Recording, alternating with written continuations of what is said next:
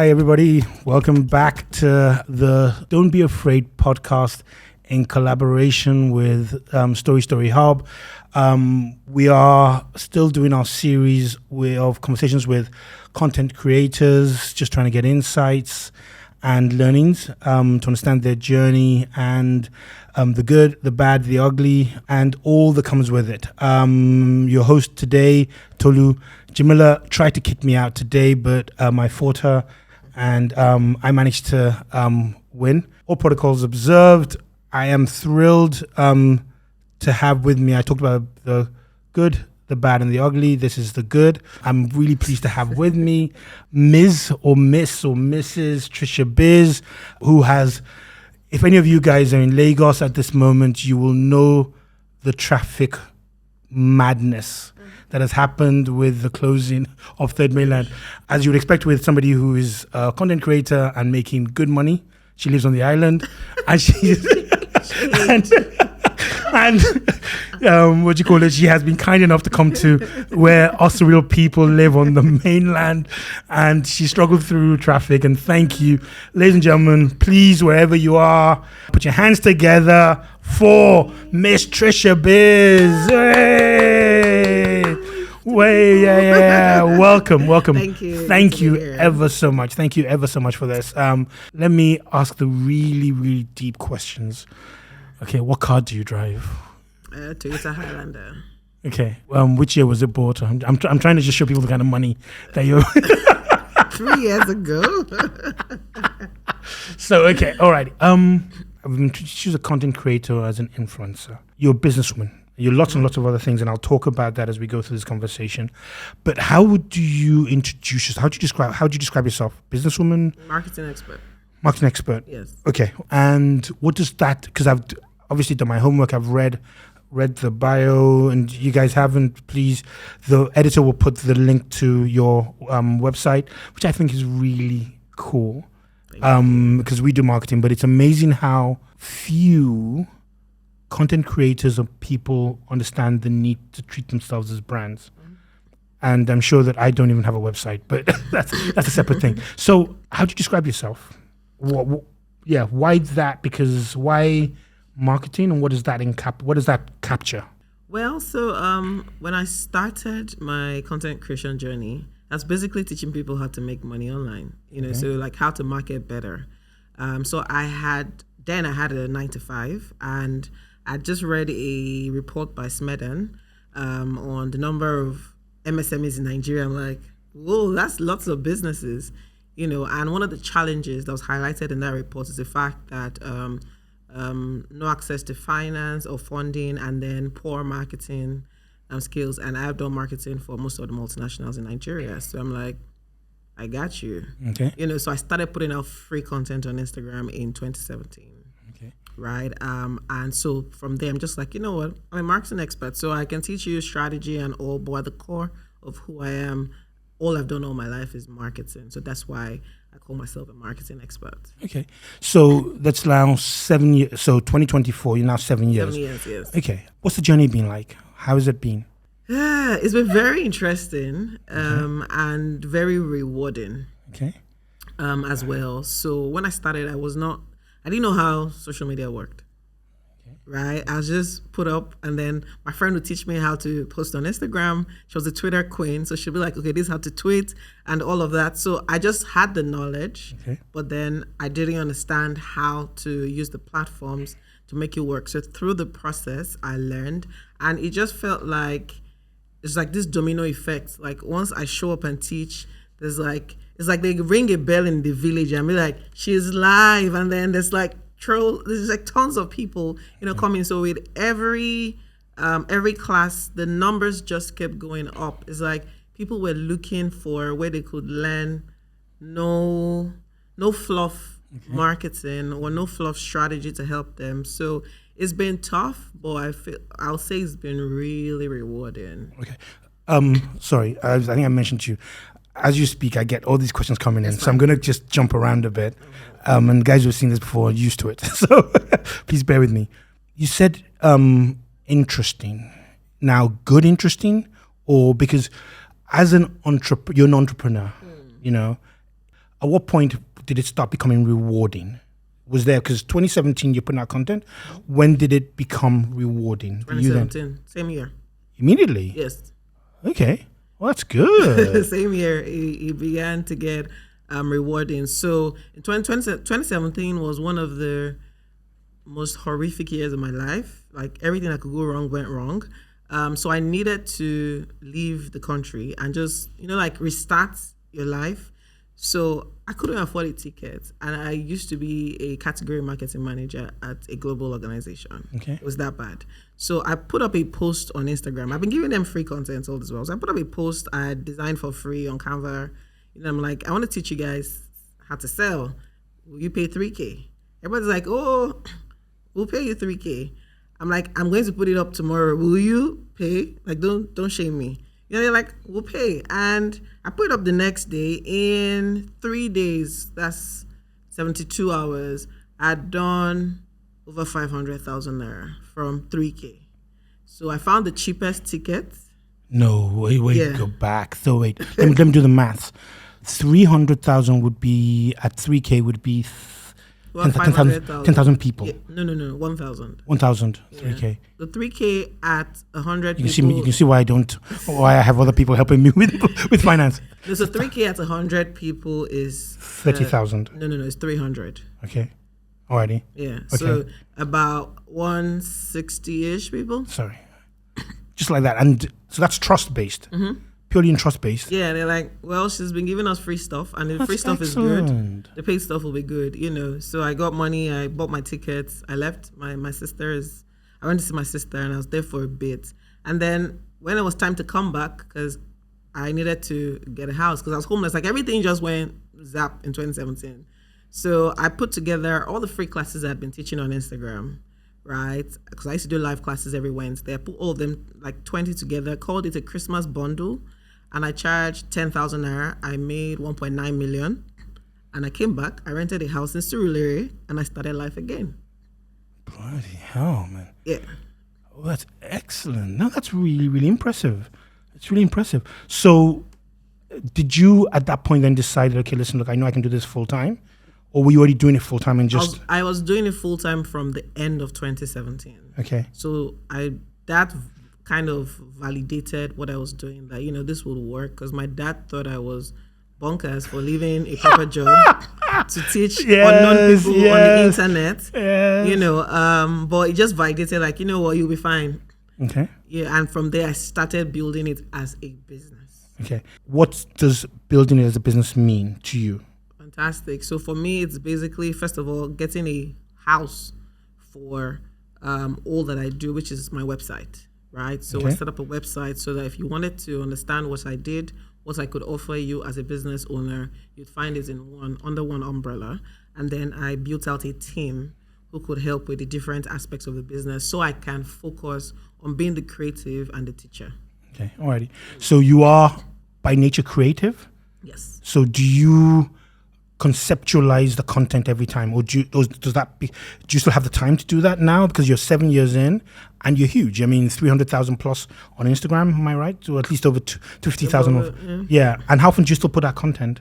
Well, until I went on a break, I post every day, and I've posted every day for almost 7 years. Nobody posts on my page. Okay, this is over 18, so I can swear. Bullshit. I don't allow anybody post for me. Okay, my maths again. So that's 365 every day for 7 years? Yeah, except I was on a break. And my break then used to be like 3 days, 2 days, 5 days. Even on my break, I'll be posting pictures of where I am. So, yeah.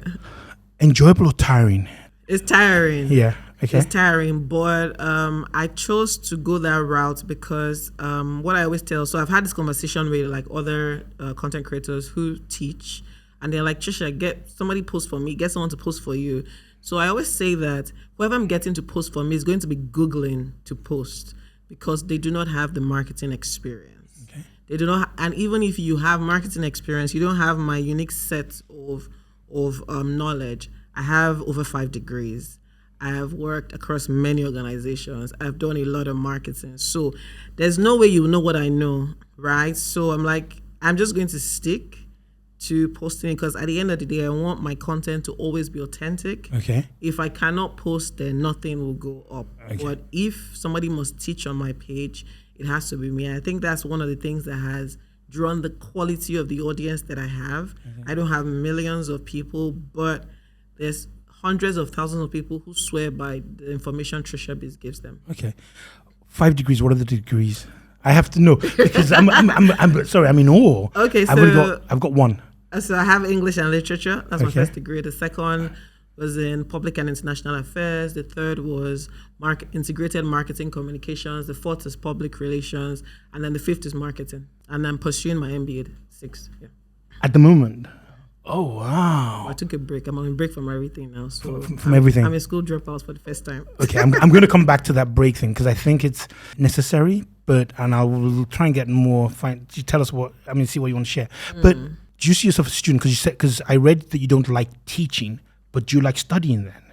I like to study. I've been in school every year for the last many years. Okay. I'm going back to learn something. So even if it's not a degree, I have like professional certificates, short courses, trainings, etc. Okay. I feel like the only way that you can improve is if you keep learning. Alrighty. And I don't believe that I know it all, so I'm always going to seek what's out there. Okay. And some of those trainings have catapulted my business and my finances. Okay. So wait, I'm calculating. So are these courses 3-year courses or 2-year courses or 1-year degrees? So there's 4 years, 2 years, 2 years. It's mostly the shortest is 2 years. That's already 10 years. Yeah, so okay. 4, 2, 2, 2, 1. Okay, that's 13 years worth of studying. Okay, alrighty. No, so it's amazing. And you're now doing masters in what? What's the masters in? Is MBA. MBA. You can tell like business. In marketing. Okay, alrighty. Yeah, so it's business, but I'm specializing in marketing as well. Alrighty. How long before that? Is that 1 year or 2 years? Meant to be 2 years. I've done 1 year and then I dropped out. So when I'm ready, I'll go back and finish continue, it off. Yes. Okay, alrighty. Because we're meant to be giving people tips, as in, I don't know if this is part of the course and part of the learning. Do you see continuous learning as an essential part of business? Yes. Okay. Yes. I believe that you might be knowledgeable in the business of the business, but then how to scale that business. So let's say, for instance, your business is fashion. You understand how to tailor a beautiful garment. You understand that. But you need to keep learning about the business of fashion because they're two different things. That's why you see that there's some businesses where the owner knows nothing about a thread, but the business is a multi-million-dollar business because the person understands the business of fashion. So I believe that you have to continuously learn the business of the thing that you do because there's trends that change from time to time. And there's just new opportunities that come up. And if you're not in that space, you may never get them. Okay. So what have you, over a 7-year journey, what have you learned? 13, let's say 7 years journey. From when you started to now, any big changes, any big learnings from then that, is it, you sort of said you started not knowing a lot about social media. What has been the biggest changes for you from a learning and a business point of view? Any major ones stick out? Well, I think it'll be 7,000 of people versus the few hundreds when I started. Okay. So it got to a point where I had a program that I had 16,000 people sign up. Yeah. And the systems that I had to enroll 160 people is different from the systems to enroll 16,000 people. So I've basically learned how to scale my systems to a point where I can cater for as many people as possible. At that point, corporates began to approach me to run programs for them. So I build curriculums and do trainings for a couple of organizations over the last 3 years. So I think that's the major one. And the other one is the fact that social media can change everything. So when I started, I was doing the barest minimum because I really didn't understand how it worked. But many years in, I always say that it's like turning on the tap and instead of taking out water, you take out cash. Okay. That's what social media basically is for me. Alrighty. Yeah. Okay. Because I said this to you earlier on, and I was I've been on social media for a long time. I'm a consumer rather than I tend not to post, but I'm sort of very passive on it. One of the big things, is we look at and we talk about the power of it, and we talk about the benefits. One of the concerns is about the get-rich schemes. Now, how do you as a business, as a teacher online, how do you cater? How do you cope with that? So I think what has worked for me from the get-go, I defined what my brand will be. So you will never, ever see any content that I've put up anywhere where I'm giving you get-rich-quick type of tips. So I've disassociated myself with that type of content from the get-go because I know that it's not sustainable, because I know that there is a weight of influence on me and my platform, and I can lead a lot of people astray if I decide to go that route. So if you want to learn that, there are people, I will point you to them, go there, but here I will not engage in any of that because I don't believe in it. If I don't believe in it, I don't talk about it.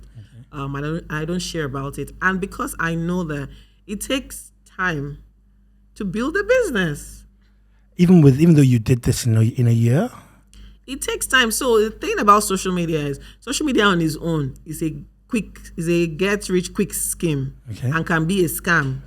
Because with one reel you can go viral and then you begin to feel that you've arrived. Yep, absolutely. So when you've arrived is when you can multiply that virality continuously. I want to see you go viral every 2 days. Absolutely. And I know that you've hacked it. Until then, the algorithm blessed you. Yep. Oh, definitely. So that's so when people see that, they're like, oh, I can do this. No, there's a lot of things that need to happen on the back end.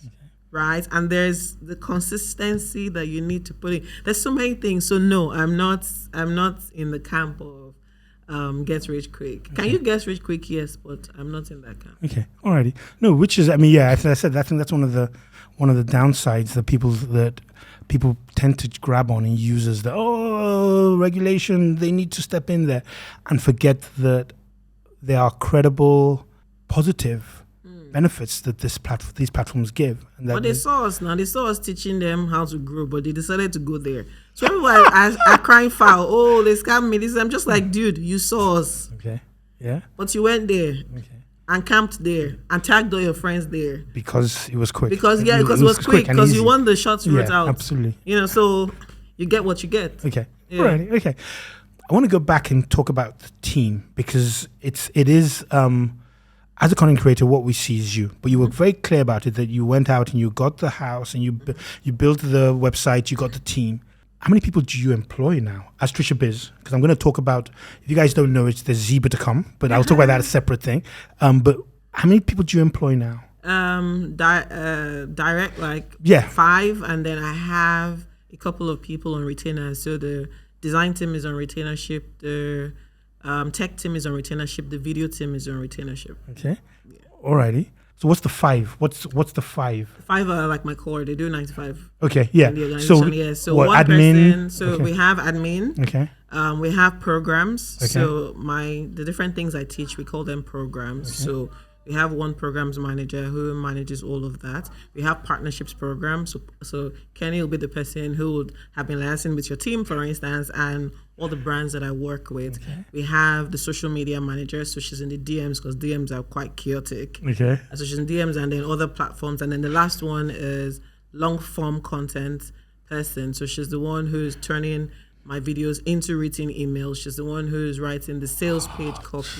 She's the one who's writing the thank you page copy, etc. So yeah, that's the 5.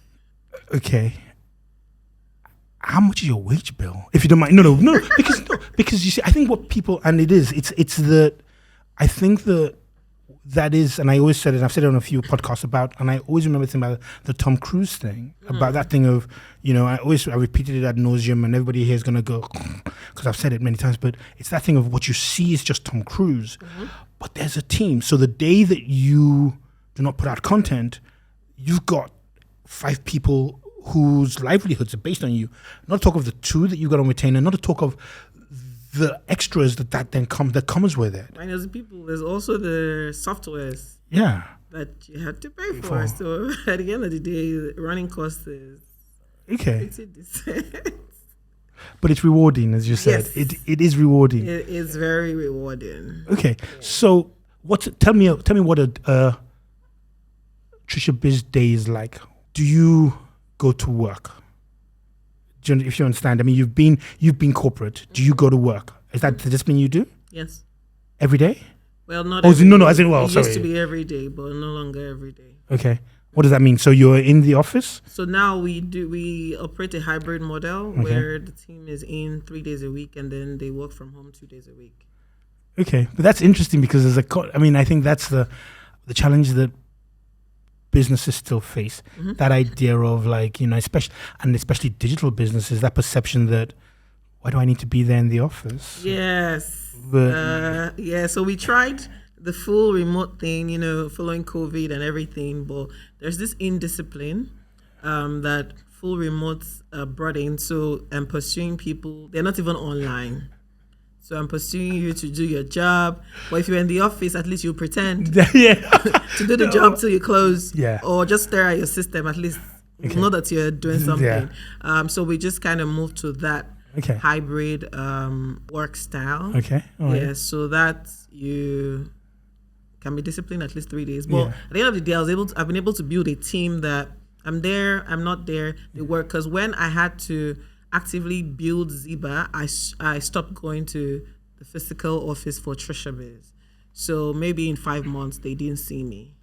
And they kept things going. Good. So after a while, people just get to a point where they got to do the job. And I introduced commissions. So you work and you get commissions. If you don't, you don't get. Yeah, but that's the part of the business of understanding how you get and motivate your people, make sure you get the best out of them. As an agency, and one of the things that we do digital and all that kind of stuff, and that was the challenge. I admit it, I'm old school. I actually don't sit with everybody, but we have an open plan office. But I find that I love the noise. I love the noise of the conversations that people are having because I think those conversations are really, really useful and helpful. So we do 2 days. Okay. We do 2 days, and it's a not a trust thing. It's just a bit of look, you're an adult. Do your job. That's it. You know what it is you're meant to do. Just do your job. So we're in a good place whereby I think that when I come in, even as the boss, people just get on with what they're doing. They don't, and we sort of have the thing whereby they can be playing games, and because that's what they can use that as research. So I can't exactly complain, and so they don't bother hiding that. So what's your typical day? When do you wake up? When do you clock off?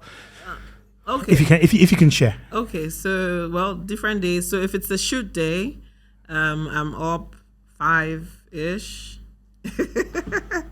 I'm an early riser.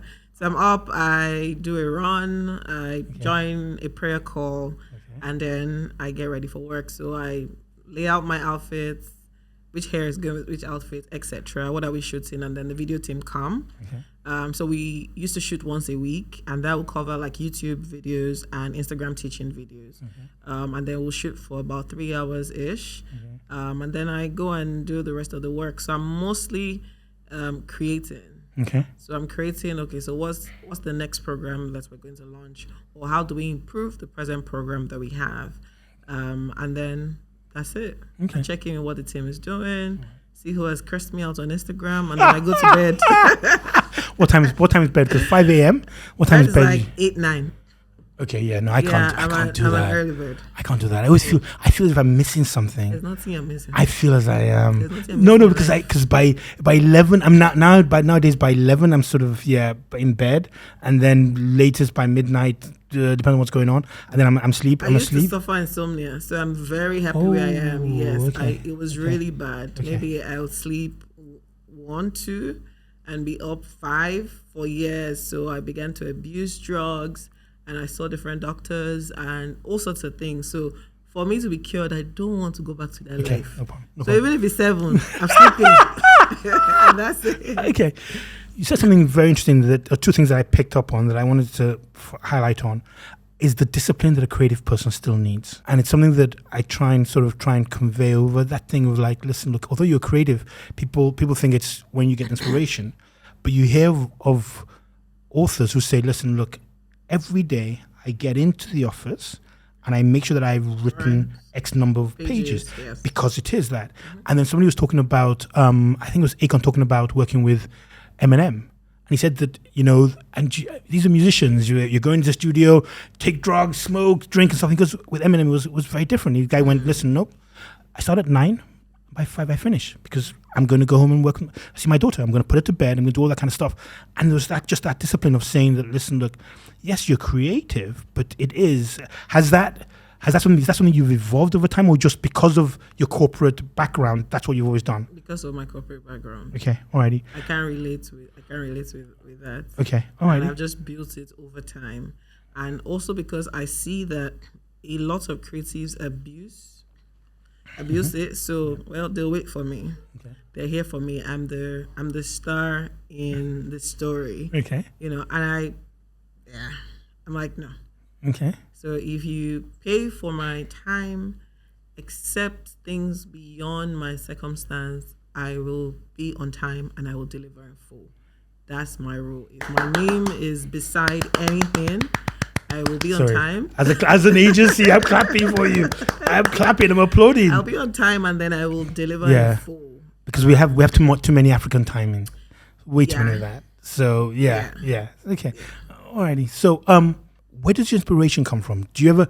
There was a book, a lady, Eat, Sleep, Pray, whichever was that. Eat. There was something that where the lady said, and it is. Do you ever worry about the next idea, or does it just flow? Never worry. Okay. So as a joke I put up, I always say to my students and then online, I'm like, if you ever worry that your ideas will finish, then you don't know it. Okay. Right. I never worry. I'm of the opinion that as the day comes, each day comes with its own blessings and its own dose of creativity. So as the day comes, something will come up. And because I'm not just a formal learner, like driving here, I already have 3 stories. If I was online, I already have a story. And I'm going to weave it in a way that's going to land right on your business. Okay. So I observe, I learn informally, I'm listening a lot, and then I'm just taking notes. So there's always inspiration everywhere. It's not just from a book, a textbook. Okay. Do you jot your ideas down? Yes, I do. Okay. I have my notes on my phone, and even just looking at campaigns. So for instance, last year when one of the actresses did her movie in the cinema, I sat down and I did a 3-part email series on her campaign and how you can take that into your business. So I'm always looking. When the celebrity launched the burger business, I sat down and told them, this is it. This is how. So I'm just like observant and noting. When the other celebrity raised money through his birthday, I sat down and said, this is what he did. This is why other people jumped on it, because he kept showing, Tricia has given me this. So I'm just like looking at things and teaching from them. Okay. So that way I don't worry. Okay. Don't worry. Are you going to be able, because you're on a break, are you going to be able to take the break? Oh, how long is the break for? Have you defined it? I don't know. Okay. I refuse to define the length of the break. Okay. Yes. Are you able to switch off, or are you still jotting down the ideas? Switch off completely, no. But so I'm not actively working in Triciabiz, but when I see ideas, etc., I write them down. I'm not developing them. Okay. When I'm working, as I see the idea, I develop it into something. Okay. But right now, it's just there. So maybe by the time I'm back to work, I'll see like 120 ideas, and we'll take it from there. Okay. Because I've moved on to the break. What's the break going to be? Is it defined? Are you just taking time out? Are you traveling, or are you sitting by the beach? Are you in Ziba, or is that work? Well, I'm still working. I'm just taking a break from one business. Okay. Which is Triciabiz. Okay. So it involves, I'm not selling any programs. I'm not taking any coaching or consulting clients. I'm not teaching. I'm not doing nothing. Triciabiz is just halt. Okay. How many businesses do you have? I mean, because Right you got now, Tricia. 2. So Tricia and Ziba. Yes. Okay. All right. So you just step down on Tricia. So then, okay. Yes. Alrighty. Because Ziba is in the infancy stage where I'm trying to build the company culture and the people. So I'm spending a chunk more time in that business. And I don't want to juggle. Okay. How hard was that decision? How hard was it? Was it an easy decision or was it difficult? It was easy. It was easy. And I think I'm weird because I believe it's the same thing I told my dad. You know, when he's like, "Why will you leave a job for the unknown to start a business that I don't know what you're talking about, teaching?" You know, and I told him that I'm not unemployable. If I decide that I'm done with teaching, I'll get a job in a couple of days. I've been around. I used to be an agency rat before I moved to client side, so I'll get into a role fast. Okay. I'm that good. They'll fire someone for me. Right? Yeah. So I believe the same thing with Triciabiz. They'll wait for me. My people, they'll wait for me. Okay. Whenever I'm back, they'll pay me, and I'll show up again. So I don't believe that, I'm losing anything, taking a break. And I also believe that money is not my ruler. So whenever I decide to show up, money will come. Okay. Yes. Right. How important is money to you? Because it's weird, because we talked earlier on and I did ask this off camera about motivation for running a business. How important is money to you? Money is very important. I started Triciabiz because I was broke. Okay. I needed money. Okay. You know, so even though I wanted to help people, right? But I needed money. So I'm never ashamed to say, money is one of it. So they're different pillars, right? There's impact, there's influence, and there's income. Like the 3 I's. That's what rules my business. Marketing person. Yeah. Guys, listen to it. Be schooled, man. Income is top on the top ladder. Yep. And then there's impact. Okay. And then there's influence. Okay. That's for me. For some people, impact may be top, but my own tier, income, impact. Because when I've eaten and I'm full, I will impact your life. It's not the other way around, right? Okay. So I need to eat, be full, be good, be comfortable in AC, and not sweating under hot sun. Then I will impact you. Okay. So for me, they go hand in hand. So money is really important. But in the work that I do, impact is also important. Yeah. Because I see how people's lives have been transformed, right? Coming in contact with me and the knowledge I give. So every other day, somebody is sending a testimonial. Even those who have never paid for my programs, just from free emails or free posts online. And they're like, you said this, I tried this, and it works. So when I go to bed every night, I'm happy because I know today somebody paid school fees because of me. That's or nice. Somebody paid their rent or bought something because of me. And it's quite interesting that when I needed investors for Ziba, my students invested. Yeah. When I started teaching, these are people who were making pennies. Now they be rolling in millions, hundreds and millions. Sorry, this is my age. You go, girl. Yeah, it was one of my students. And she's like, I believe in you, coach, and you're a person of excellence, so I know that you will put your back behind it and my money will come back. Here you go. My second investor, my student. Here you go. My third investor, my student. Here you go. And they gave tens of millions. Not 1, 2, 3, 4, 5, 6, 7, 10. Tens. Multiple tens. I met them all online teaching on Instagram. Okay, I'm in the wrong business. We'll talk after this because, man. So, okay. I need to move on to Ziba because that's really not marketing, is it? Where did that come from? I mean, no, wait, because please, first of all, tell us Ziba. What is Ziba? Okay, so Ziba is a beach resort in Lagos, Nigeria, with rooms over the water, baby. So we try to recreate Maldives. I call it local Maldives. Even though like don't call it local Maldives. But yeah, I just try to. So I'm a travel junkie. I travel for fun. That's my fun. When I'm not working, I'm traveling.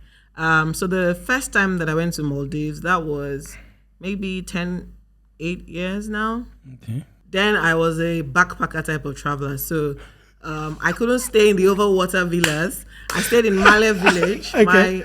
My hotel was maybe 4K a night. Okay. It was like a hostel. I'll normally meet people. So I met people from Beirut, from Dubai.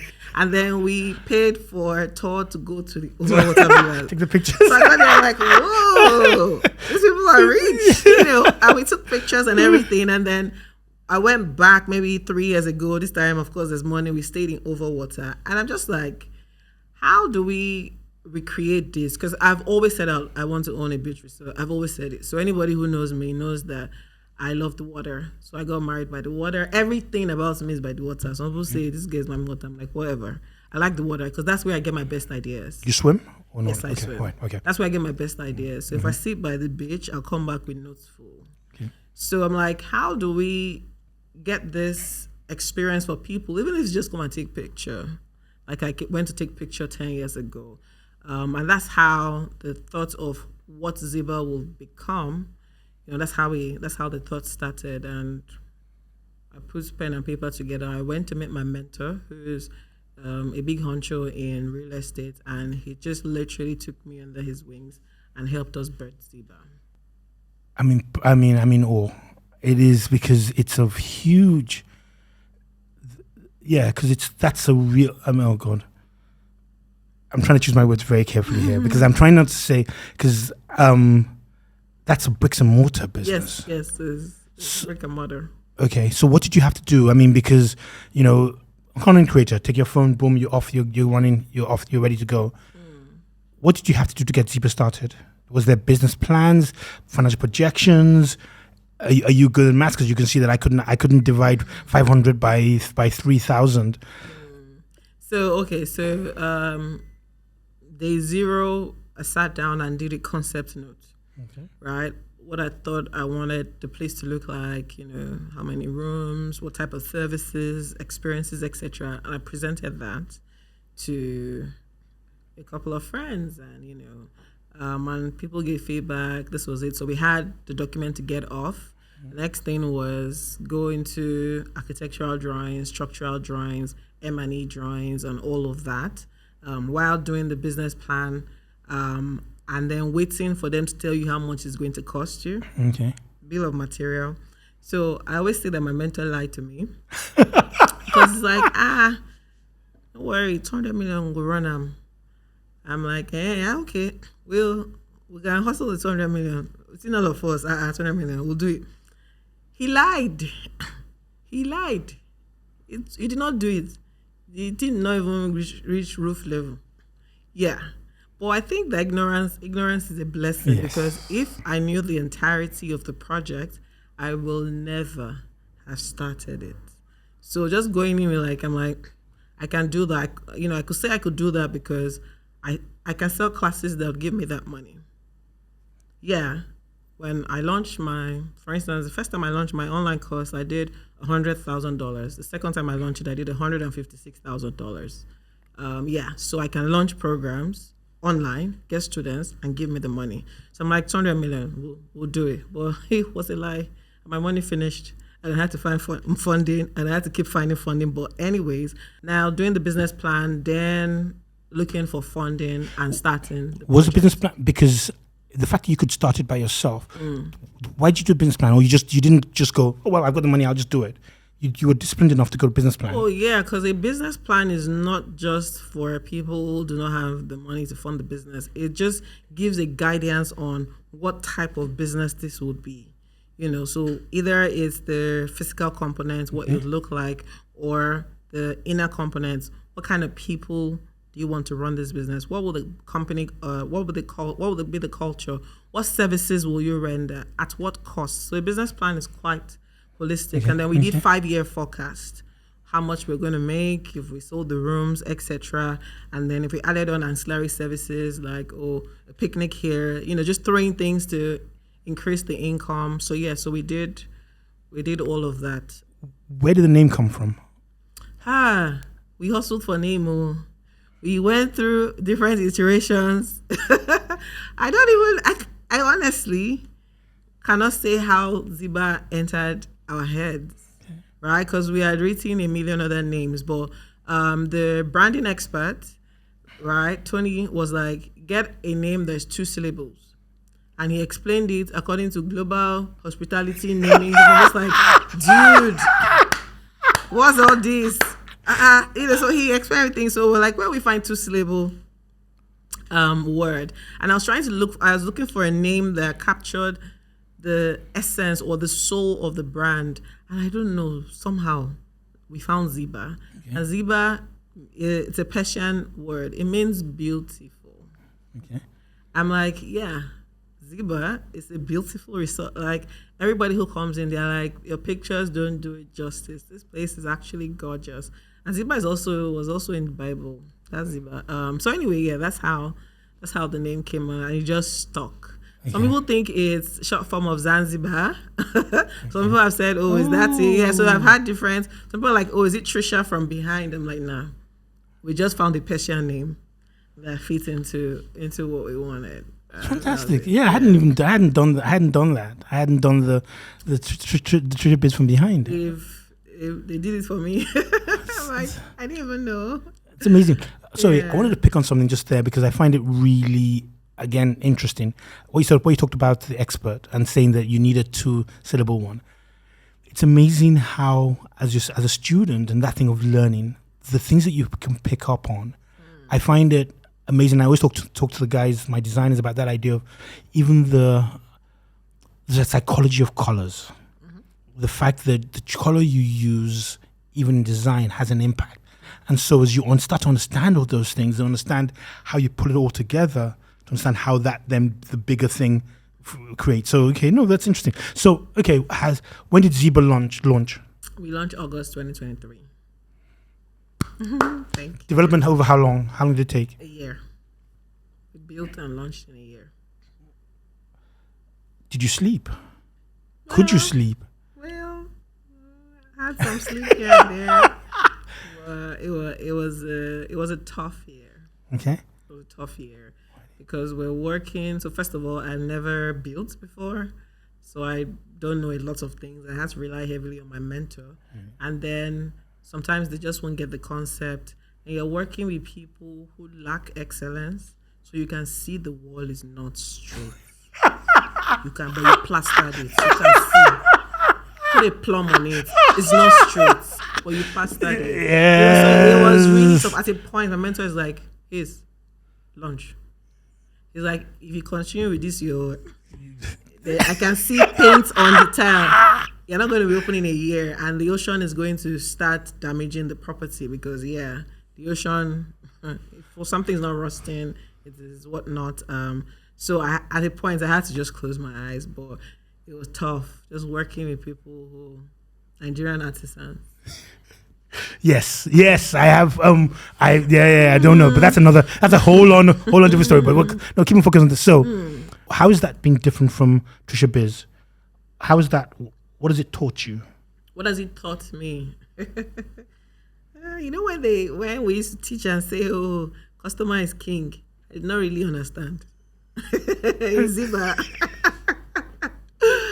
Oh my God, because there's different people with different temperaments, different expectation, and service is touch and go. Yep. That you liked your stay does not mean I like my stay. Absolutely. And everybody has different, like, oh, I thought it was going to fall down from the sky, like different expectations, etc. So doing Ziba has literally, it's like, the customer is king. One, you have to do all it takes. Okay. To make the customer happy. So what I tell my team, I say, you have to do all it takes legally. Okay. To make the customer happy. Okay. So that it's not this tough with Triciabiz. Okay. I just need to open my mouth and teach, and you're bamboozled. Okay. Yeah, it's not this tough. Like it's pretty easy. Okay. I hardly have people who complain. Maybe 1 in 5,000. Mm-hmm. So it's easy. And then if you pay me for 5, you get 8. So they're always happy, and they always feel like they owe me favors. Alrighty. But here, I've given you the 8. It's like, the food is lukewarm. Yeah. Hey God, hey Father. Yeah, give me Who 2 more. Sent me? Give me 2 more. So that's been a major curve. Just understanding that, and then seeing that there are people who actually want you to fail. Yeah. Absolutely. And they're vocal about it. Yeah. So building resilience to get to a point where I don't care what you think. Okay. I'll build a successful business out of Nigeria as a Nigerian. Amen.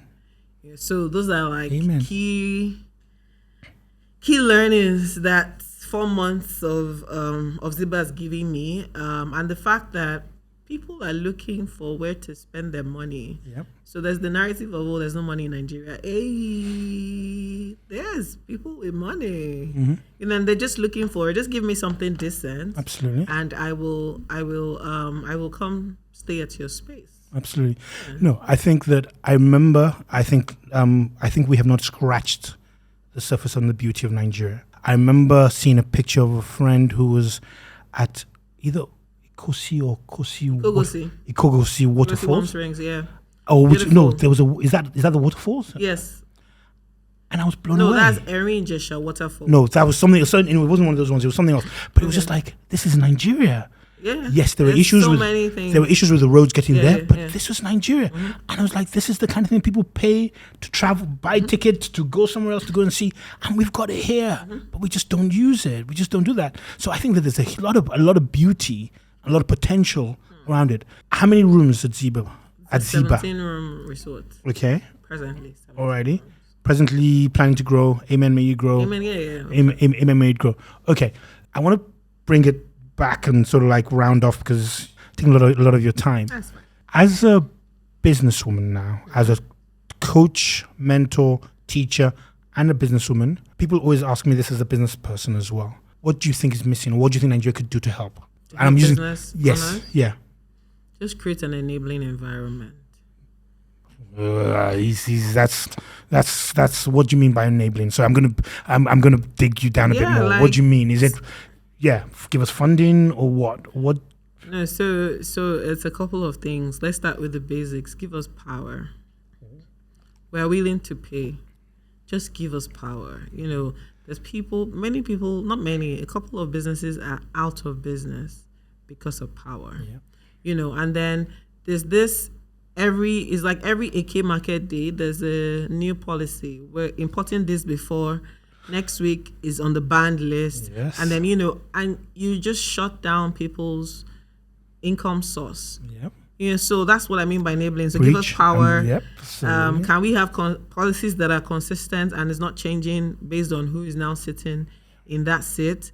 When we import goods, you got to know somebody who knows somebody who knows somebody who's well greased to get it out at a decent price. Yeah. Why? Decent time. Well, at a decent time. Yeah. And then when he's there, you keep paying for demurrage. Like, why? There is just so many things, literally. And I feel like the average business owner is a fighter. If the government can just help. You have to. Yeah, no, you have to be. I always know you have to be a fighter. You have to be a fighter. I mean, would you call it? Because it is access every to day. Funding. Now is a different classroom conversation on its own. Because I have to bring my grandmother and her kidney, and then bring my father on top of it with his liver as collateral for you to give me. I'm looking for loan for my business. Where do I want to see all these collaterals? I feel like the commercial banks still don't categorize businesses right. They treat all of us as large organizations, right? The micro and small guys are really suffering. Medium guys are trying to get by, and then we try to access maybe like CDN funding and etc. And that one you can be there, you can be on it for a couple of years. Yep. So what happens to my business while I'm waiting for the thing to be approved? So access to funding is quite tough. Okay. So people are taking ridiculous interest. Yep. Just so the business can keep going. So if we can even get access to decent funding, that can help. Okay. So those are some things that I feel, the government can put on the table. I know the present day government is like, we're going to make life better for businesses. We're waiting. Okay. And we're hoping that it is a reality and not a manifesto point. But yeah, I'm hopeful. I mean, would you call it? It's I don't know if as a business person you are an eternal optimist. I think if you're an entrepreneur, there has to be a part of it that you're just an eternal optimist because you have to keep on hoping. Because every day there's something, and you keep on believing. waged against you. Yeah, but you keep on seeing You that have to keep, believing in the future. yes, you have to keep believing, because in truth, there's money to be made in this country. Okay. If you can get through these hurdles, there's good money to be made. Okay. Yeah. Alrighty. They're signaling me that it's time up. No, but but okay. I have one question. I told you I was going to ask this. I saw somebody. I was watching something online, or watching somebody do an interview, and they did this thing. I thought it was really lovely, and I said that, and I'm going to steal it. And which is this: what question did I not ask that you wish I would have asked, or people haven't? You get interviewed. Is there a question that you think, how come nobody ever asked me that? Is there a question? You might be no. I get asked everything I need, or is there anything that? Well, I would say nobody really asked about what it's like to be a teacher. Okay. You know, so we're just like, oh, you sell classes, you make money, yeah. But then there's a whole thesis on the work itself. You know, teaching and creating courses, etc. So I feel maybe that, or on an average, decent questions are asked. Okay. Did you? Because your mom was a teacher. Did she give you tips? So I learned some things while assisting her, because I used to assist her as a child. So I learned a couple of things, yeah. But I feel I had to grow into my own and define the type of teacher that I wanted to be. You know, and put a twist to what teachers are. Right. Okay. Dear Miss Triciabiz, dear Miss Ziba, thank you. Thank you for your time. Thanks for being gracious and You're welcome. answering my questions and, opening up to it. It's been wonderful. I wish you all the best with Ziba. I will be coming, but obviously friend discount. Yeah, we call it. And it's friends of the house. Thank you. So, ladies and gentlemen, check out Triciabiz. She's on a break, but the courses are still there available in the period of time. On the website. Go and check Ziba. Guys, let's support. It exists here. All right. And the only way we will make it better is by experiencing this and then feeding back the stuff. So go to Ziba. Editor, make sure you've got the links in there. Thank you. Can I say something? Please do. Please do. I think in closing, what I just want to say is content creation can change your life. Literally, because it changed my life. If I look at 2017, where I was struggling, like zero, no house, no money, no job, nothing, to 2024, where I'm the founder of a resort that is doing fantastic.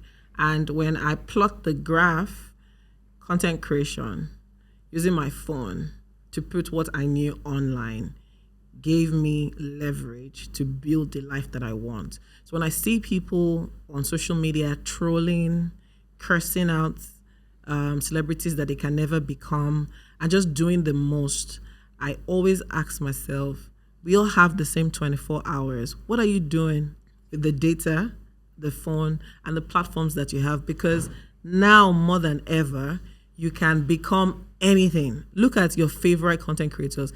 You blinked, you woke up and you saw the person. And before you blinked again, they're in the millions. So you must not be a comedian. You must not be a skit maker, because that's the aim thing. You can be anything. I'm a teacher, so that's why I want followers. They don't need to follow us easily, but I'm literally changing my world and the people around me, because I decided that I was going to use my data and my phone for good. So you can create content on anything. There are people doing tech reviews now. There's anything. There are people showing us how to do makeup, lifestyle content creators, all sorts. Find what you're passionate about and put the content out there. Don't care how you look. If I look at my first video in 2017, I would cringe because, boy, the lighting was poor. My eyebrow was arched to the ceiling. My outfit my colors were not, they were not just rhyming, but somebody out there heard me and clicked like and clicked share, and then the platform began to grow. So take your 5,000 naira phone, there's no phone like that, but take that phone, create the content you want, put it on the platform, and keep growing. Some platforms now are paying you. What's wrong with you? Why you, his wife is a corporate baddie. No, she said, you put your phone to good use. What's wrong with you? Thank you very much.